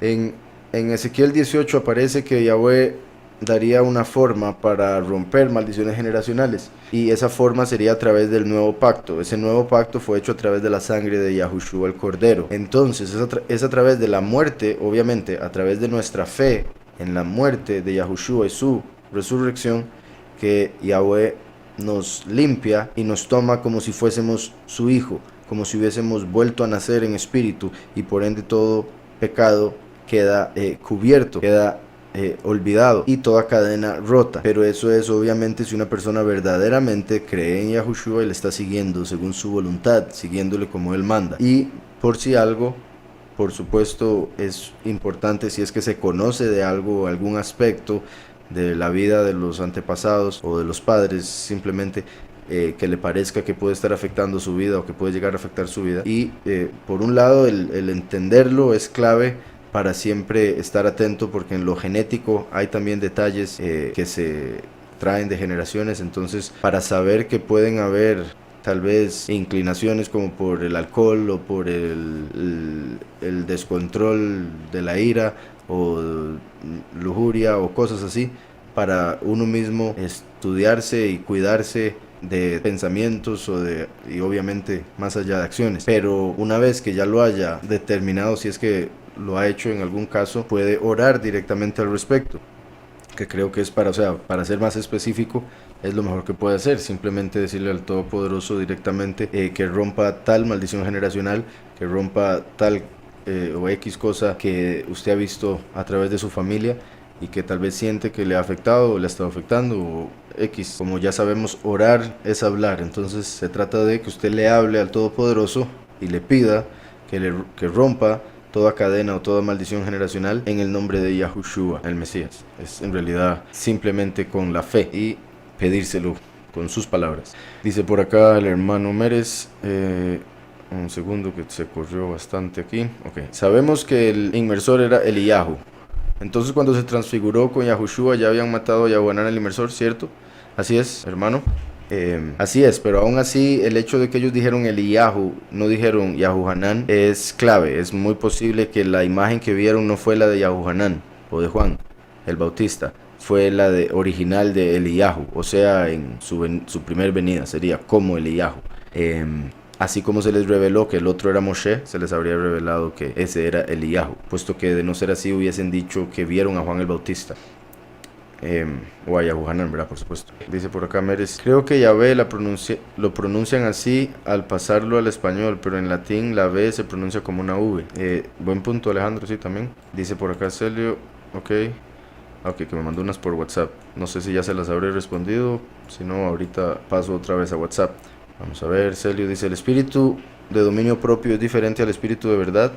Cuando alguien que no cree, primero que todo, la Ruach HaKodesh o el espíritu apartado que nos dio Yahushua, siendo Yahushua la verdad, por ende el espíritu de verdad, da 9 dones, y el fruto del espíritu se manifiesta de 9 formas también, y uno de esos frutos, por ejemplo, es la paciencia, otro es el dominio propio. Entonces puede ser que una persona, si una persona tiene el espíritu de Yahweh porque cree en Yahushua y lo ha confesado como su soberano, entonces tiene el espíritu y quizá tenga más paciencia que dominio propio.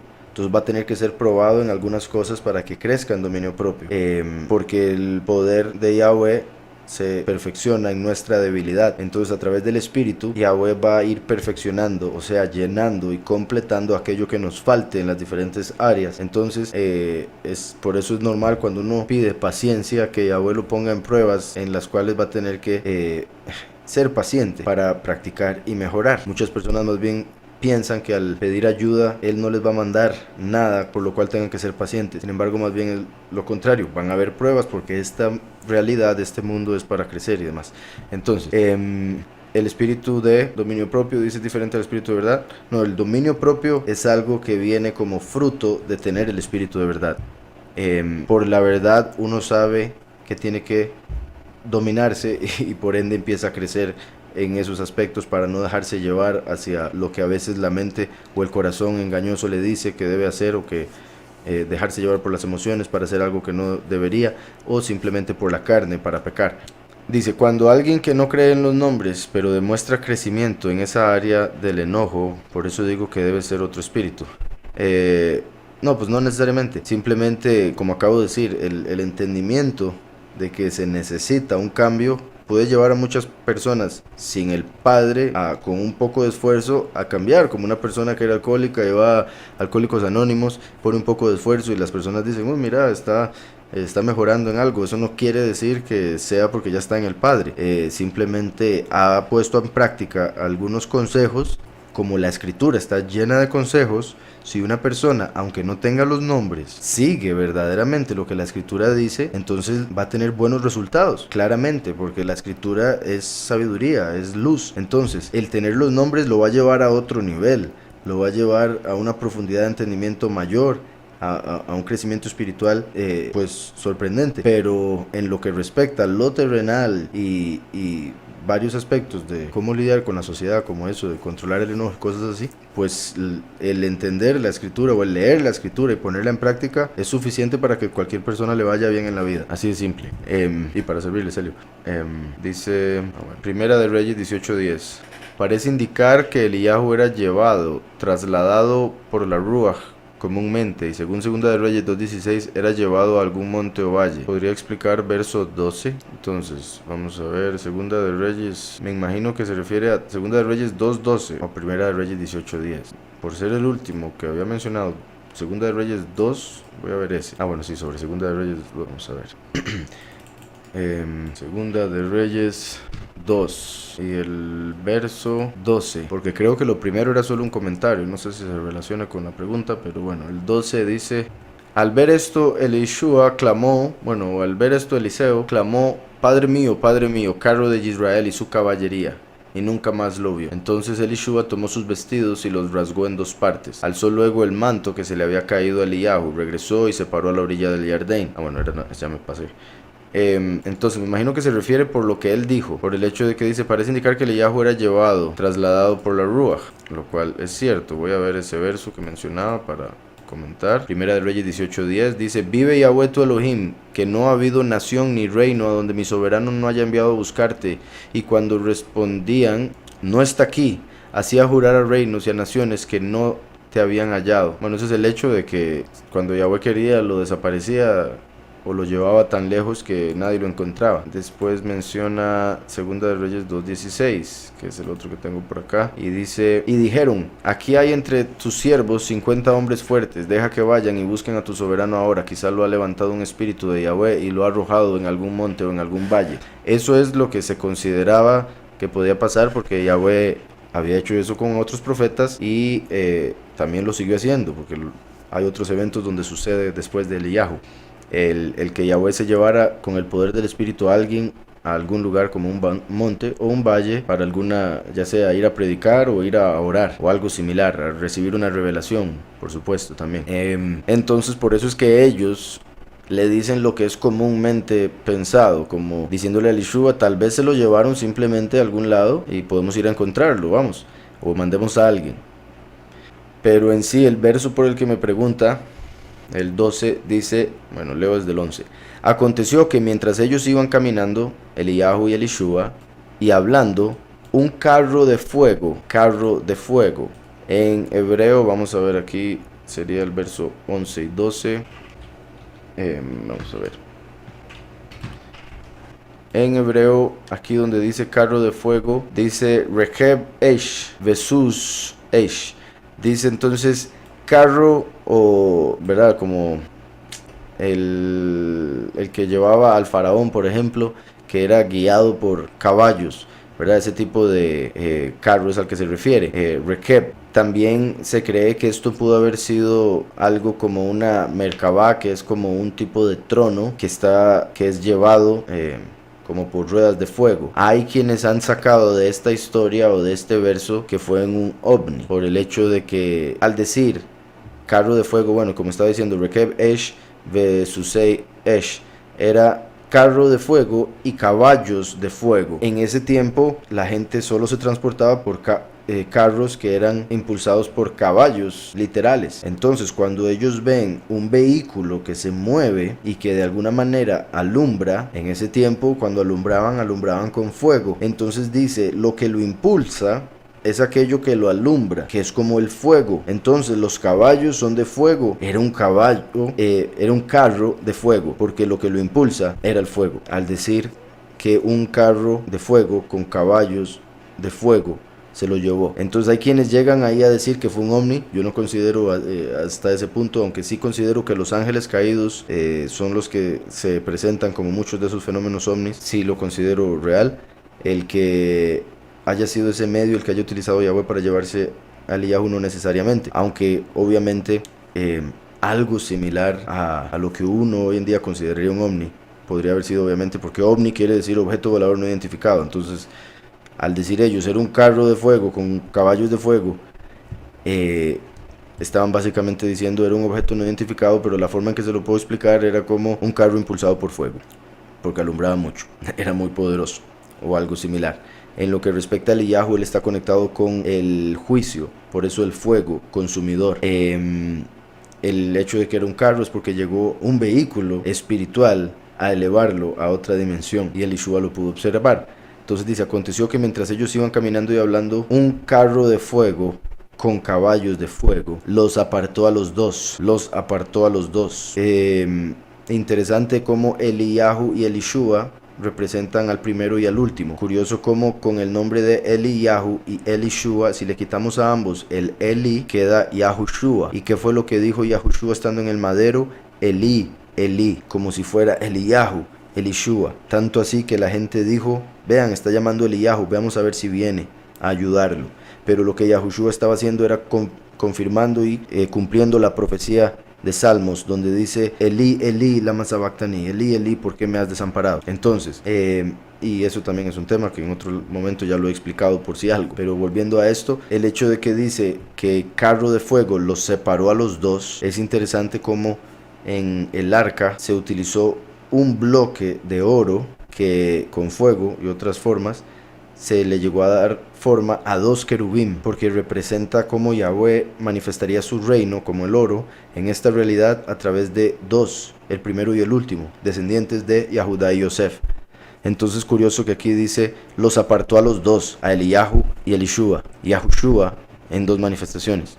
Y vamos a ver, y Eliyahu subió al cielo en un torbellino. Un torbellino normalmente uno piensa en viento, por ende sería como en un espíritu poderoso que lo llevó y uno se imagina como dando vueltas o algo tan, sí, como un huracán o algo así que parecería hasta, asustaría a mucha gente por lo destructor que pueden ser. Entonces, mi punto es una manera muy sorprendente, como con fuego dentro de un torbellino de la Ruach HaKodesh fue elevado Eliyahu, subió al cielo en un torbellino. Entonces, después dice, y Elishua lo vio. Bueno, al Elishua ver esto, clamó, Padre mío, Padre mío. Es interesante, Elishua clama, y Elishua vendría siendo el último, ¿verdad? Porque viene después, recibe la doble porción, y el último ahora puede clamar a Yahweh, su padre, a través de Yahushua. Una vez que Yahushua el Mesías fue elevado a los cielos a la derecha del Padre, nosotros podemos clamar a Yahweh en su nombre. Por eso aquí vemos que una vez que Eliyahu fue elevado a los cielos, así como Yahushua fue elevado a la derecha del Padre, Elishua clama, Padre mío, Padre mío. Y sería, como dije, el primero clamó Eli, Eli. Ahora el último clama Abí, Abí, Abí, Abí, Padre mío, Padre mío. Y después dice Rekeb Yisrael, carro de Israel y su caballería. Entonces, como fue llevado en un torbellino de Ruach, dice Padre mío, también obviamente repito por el hecho de que Elishua era el sucesor de Eliyahu, era su hijo espiritual, por eso lo llama Padre mío. Y el hecho de que lo llama carro de Israel y su caballería, estaba haciendo alusión, estaba dando a entender que Eliyahu era tan poderoso por el espíritu que estaba en él y tan precioso para el Padre y importante para Israel, que tenía el mismo valor en una balanza que el ejército entero de Israel. O sea, todos los ejércitos que pudiera destruir el ejército de Israel, Eliyahu lo podía hacer en nombre de Yahweh en ese momento. Entonces por eso lo llama carro de Israel y su caballería. Y donde sí, su caballería también se puede ver como sus jinetes. Y sus jinetes, lo cual es muy interesante porque Elishua está diciendo Abí, Abí, carro de Israel y sus jinetes. Sabemos que en Apocalipsis los primeros 4 sellos son 4 jinetes. Vienen en caballos, el primero es blanco, el segundo es rojo, el tercero es negro y el cuarto pálido, enfermizo, amarillo con verde, según diferentes traducciones. Entonces, el primero, que es blanco, representa al último. Curiosamente aquí Elishua dice esto acerca de los jinetes: y carro de Israel y sus jinetes. Y después dice: y nunca más lo vio. Como Yahushua dijo a los discípulos: el mundo no me verá más, pero ustedes me verán.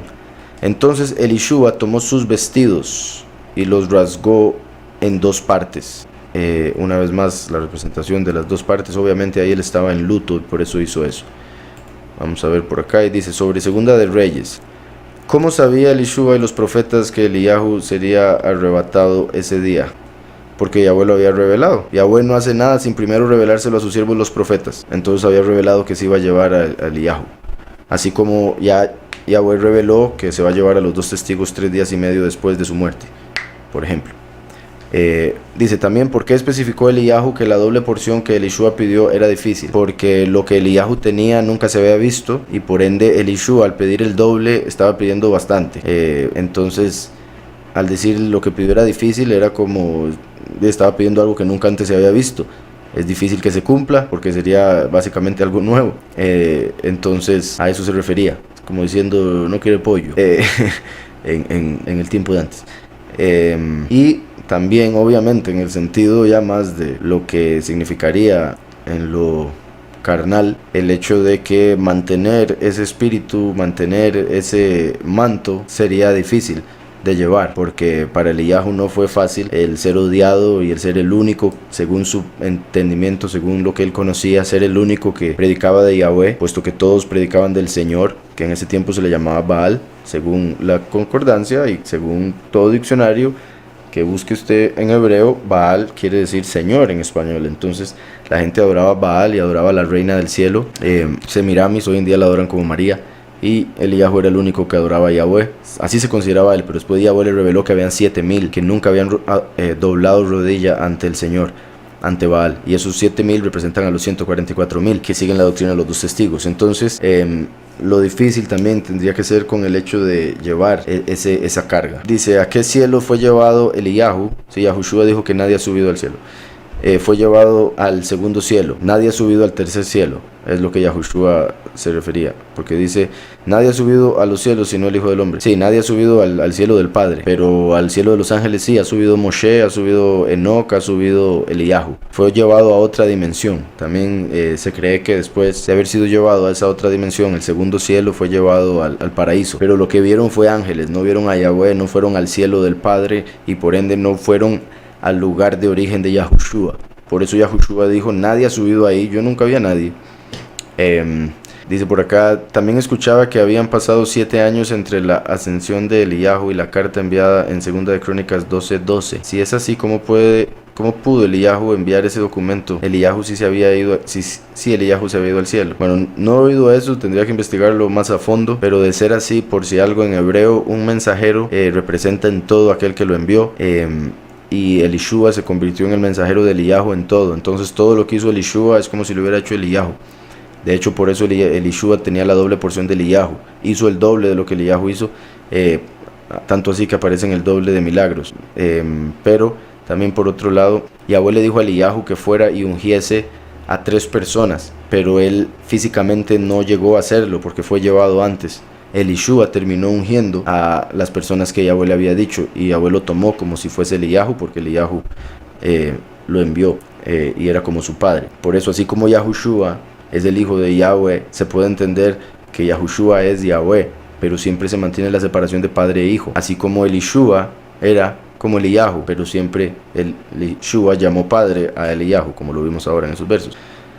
Y vamos a ver, dice: ¿será que él escribió esa nota antes de haberse ido? Pues claramente eso también es una posibilidad. Siendo él un profeta, él pudo haber escrito cosas antes de que hubiese conocimiento general al respecto. Pero vamos a ver el verso para poder hablar con más peso. Dice: le llegó una carta del profeta Eliyahu que decía, ok, entonces la cuestión es que dicen que hubo 7 años entre el momento que se fue y este verso de Segunda de Crónicas 21:12. Le llegó una carta del profeta Eliyahu que decía: Yahweh el Elohim de tu padre David ha dicho así: por cuanto no has andado en los caminos de Yehosafat tu padre, ni en los caminos de Asa, rey de Yehudá. Vamos a ver. También, por si algo, en el judaísmo se cree que Eliyahu se siguió comunicando con el pueblo aún después de haberse ido en una que otra ocasión. Entonces hay varias posibilidades para la razón de esto. Era el 20... Ya se me fue un segundo. Vamos a ver, el 12. Entonces, desde el 11 dice: además de esto, construyó lugares altos en los montes de Yehudá. ¿Verdad? Está hablando de Joram. Dice: construyó lugares altos, o sea, altares en los montes de Yehudá, e incitó a los habitantes de Jerusalén a la prostitución y empujó a ella, a Yehudá. Le llegó una carta del profeta Eliyahu que decía: Yahweh, el Elohim de tu padre, ha dicho así: por cuanto no has andado en los caminos de Yehosafat tu padre, ni en los caminos de Asa, rey de Yehudá, sino que has andado en el camino de los reyes de Israel, y has hecho que Yehudá y los habitantes de Jerusalén forniquen como fornicó la casa de Acab, como fornicó la casa de Acab. ¿Verdad? La casa de Acab fue el esposo de Jezabel. Jezabel fue la que quiso matar a Eliyahu. Entonces estamos hablando de un tiempo muy cerca. Según aquí el comentario, dicen que hubo 7 años de diferencia. Repito, me gustaría leer eso o la información con la que sacaron ese argumento. Pero bueno, dice: como fornicó la casa de Acab, y además has dado muerte a tus hermanos, a la familia de tu padre, los cuales eran mejores que tú. Yahweh herirá a tu pueblo con una gran plaga. Vamos a ver: a tus hijos, a tus mujeres y a todo cuanto tienes. Tú mismo padecerás muchas enfermedades y una dolencia tal de tus intestinos que se te saldrán a causa de tu persistente enfermedad. Qué duro. Dice: entonces Yahweh despertó contra Joram la ira de los filisteos. Y ahí continúa. Por inicio dice: pero anduvo en el camino de los reyes de Israel, como hizo la casa de Acab, porque tenía por mujer a la hija de Acab. Dice, ok. Entonces sí, creo que ya con lo que le había dicho ya se respondería. Y sí cabía la posibilidad de que Yahweh dejara algo escrito. En el judaísmo se cree que él se siguió comunicando con el pueblo en una que otra ocasión, con uno que otro profeta, y en todo caso Elishua era su representante en la tierra a partir de su elevación. Vamos a ver. Dice: ¿de dónde desciende Micael? Padre y madre, no sé si lo entiendo, pero bueno, según unos escritos, cuando Samael, que es de donde vienen el 99% de los ángeles, cuando Samael cayó, pecó, salieron 7 espíritus de fuego, también llamados Malachim, también traducidos como ángeles, para juzgarlo, para condenarlo. Y hay una gran posibilidad de que esos 7 que salieron directamente del Padre para juzgar o condenar a Samael hayan sido los 7 ángeles que se mencionan en el libro de Enoch y en la escritura, en Apocalipsis, como los 7 ojos de Yahweh, los 7 espíritus de las iglesias, los 7 ángeles de las iglesias, y Micael sería el líder de ellos. Pero en lo que respecta al segundo cielo, después de la condena de Samael, Yahweh puso a esos ángeles al servicio del segundo cielo, entonces como ministros y por ende como se podría decir siervos o bajo un ángel que Yahweh había puesto en ese cielo como líder. Y es como la historia de Saúl y David. David servía a Saúl, pero eventualmente David se convirtió en el rey, así como Micael, a pesar de estar sirviendo en ese cielo, eventualmente se convierte en el líder de. Dice en la Biblia israelita, Juan, Yohanan 19, 20, 21. Muchos de los Yahudim leyeron este letrero, porque el lugar donde Yahushua fue puesto en la estaca estaba cerca de la ciudad. En esta traducción ponen estaca en vez de cruz, por si algo. Dice: y el letrero estaba escrito en hebreo, en latín y en griego. Los principales Kohanim de los Yahudim dijeron a Pilato: no escribas el rey de los judíos, sino el que dijo: yo soy el rey de los judíos. Explicar este verso, bendiciones. Con gusto. Bueno, por un lado, la vez pasada un hermano me preguntó acerca de que en particular se menciona el orden de los idiomas diferente a los otros versos, a los otros evangelios. El orden de los idiomas, en este caso se menciona diferente. Como ya he explicado, en otros se menciona hebreo, griego y latín, el orden. Aquí dice hebreo, latín y griego. Por un lado, se pueden revelar, como ya había dicho ahora, cuando hay diferencias así que para algunos serían contradicciones, en realidad es el Todopoderoso mostrándonos otra forma de interpretar o otra revelación a través de ese orden. El griego es de donde viene el cristianismo. La mayoría de las cuestiones cristianas, bueno, por un lado todas las palabras, lo que es cristiano, iglesia, evangelio y otras palabras vienen del griego. La forma en que predican de Jesús y de Dios es muy basada en la mitología griega, por eso adoran a Zeus, que se convirtió en Dios, y Jesús como por el Us conectado con ese Dios Zeus. Entonces, el hecho de que también dice latín y griego, en este caso es representando como el pueblo hebreo, y principalmente aquel que cree en Mashiach, que estaba siendo ahí sacrificado, pasaría a través del imperio romano, que sería el latín, de donde vino el latín, y después del cristianismo, ¿verdad? Porque de Roma, el catolicismo, salió el cristianismo, de lo romano salió lo griego, en el sentido de la religión, porque obviamente el imperio griego vino antes de Roma, por si algo. Grecia vino antes, después vino Roma, pero en lo que respecta a religión, se dio como en un espejo, que todo sale al revés.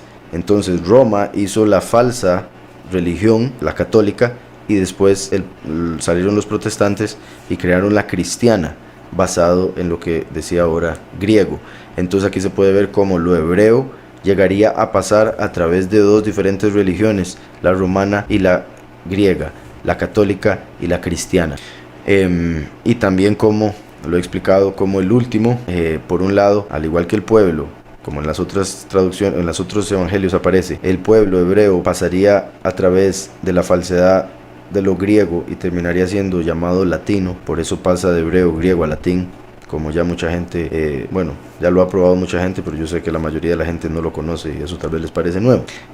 Por otro lado, en este caso estaría refiriéndose a la fe, como sería el origen hebreo, pero por la apostasía pasaría a través de lo romano y llegaría al fin de los tiempos a ser algo griego. Con respecto a lo otro, es muy poderoso que Pilato decidió escribir sobre el madero Yahushua, Yahushua el Nazareno y rey de los Yahudim. En hebreo, eso sería Yahushua Hanatzri Vemelech HaYahudim. Cuando agarramos en hebreo eso que acabo de decir, son 4 palabras. Ahí las palabras que conectan o las preposiciones se unen a las palabras, entonces son nada más 4 palabras. Lo que acabo de decir, Yahushua el Nazareno y rey de los Yahudim. Cuando esas 4 palabras tomamos la primera letra de cada una de esas 4 palabras, tenemos la Yud, la Hei, la Vav y la Hei. Entonces, cuando Pilato escribió eso sin saber lo que estaba haciendo, Yahweh a través de él estaba escribiendo que el que estaba siendo ahí sacrificado era Yahweh mismo en la carne, o sea, su hijo Yahushua, el unigénito del Padre. Entonces, por eso decía en el madero Yahushua Hanatzri Vemelech HaYahudim, porque se tomaba como el acrónimo Yahweh.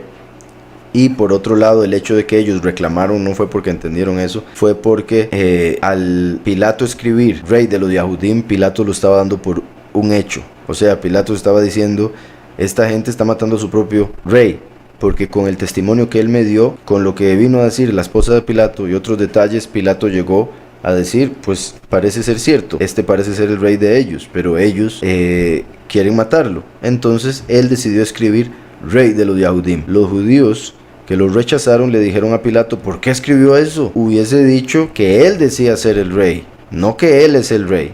Entonces cuando Pilato lo escribió, él siendo autoridad en la tierra, Yahweh lo utilizó para que con su autoridad se confirmara y se manifestara que Yahushua es el rey de los Yahudim, que él es la manifestación de Yahweh en la carne, y cómo se daría la fe, la religión y la manifestación del último también. Entonces, espero haya quedado eso claro. Vamos a ver aquí, a ver las preguntas que quedan para cerrar por el día de hoy. Dice, pregunta, ¿hay una forma ordenada de poder orar correctamente a Yahweh, Yahushua? La persona me pone Yahvé y Yeshua, dos cosas diferentes a lo que yo he venido diciendo, por si algo. Entonces la pregunta es, ¿hay una forma ordenada de poder orar correctamente? La forma correcta es orando a sus nombres verdaderos. Entonces, Yahweh y Yahushua. Esa sería la forma correcta. Ordenada, eso es cuestión de que usted se ordene en sus pensamientos, en su cabeza a la hora de hablar con él.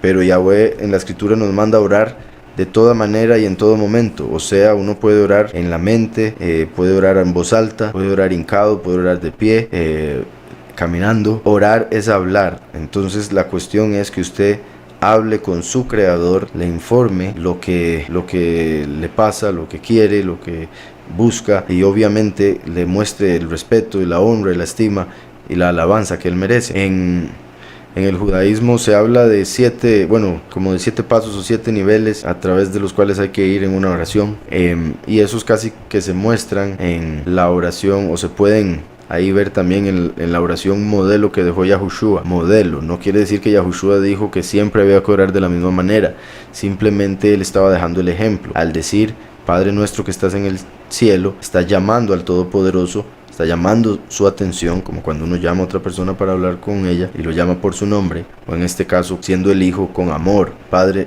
nuestro que estás en el cielo, apartado sea tu nombre. Lo primero que hizo fue dar honor a su nombre, mantener apartado su nombre, o sea, dar estima a su nombre. Apartado sea tu nombre, venga a nosotros tu reino. Después de que se dé honor a su nombre, su reino puede venir a la tierra. Entonces primero le da honor a su nombre, después pide que se haga su voluntad. Hágase tu voluntad en la tierra como en el cielo. Entonces, bueno, apartado sea tu nombre, venga a nosotros tu reino, hágase tu voluntad en la tierra como en el cielo. Después empieza a hablar de lo terrenal. Después de pedir que su nombre sea apartado y darle alabanza a Yahweh, pide la voluntad del Padre en la tierra, que se manifieste su reino, y ya después de eso empieza con lo terrenal, con lo secundario, y empieza a hablar de la comida. Y después de que ya pasa por lo que necesitamos, como es la comida de cada día, lo cual ya está ahí, solo hay que pedírselo. Por eso dice, el pan nuestro de cada día, dánoslo hoy, porque ya es nuestro, bendito sea, y es para cada día. Por eso hay que pedirlo cada día, dánoslo hoy. Mañana pedimos por el de mañana, puesto que la oración dice hoy. Entonces se pide por comida, sabiendo que Él es el que lo provee, con fe, teniendo por un hecho que va a recibir esa comida. Y después empieza a hablar de la protección que uno necesita, tanto de la tentación, para no caer en tentación, como que el enemigo no lo pueda tocar a uno, que Yahweh lo proteja a uno y a los seres amados. Entonces, después de que termina de proteger su propia vida y a los demás que lo rodean y que ama, pues se despide del Padre con amor en el nombre de Yahushua. Amén. Que es el ciertamente en hebreo, diciendo con su boca que cree ciertamente en que lo que acaba de pedir así va a ser. Y ese es básicamente el orden. Vamos a ver por acá las últimas preguntas. Y no, ya esa fue la última al parecer. Bendito Yahweh. Y volvemos el próximo miércoles, si Yahweh lo permite. A partir de las 11 vamos a estar por acá. Espero nos puedan acompañar.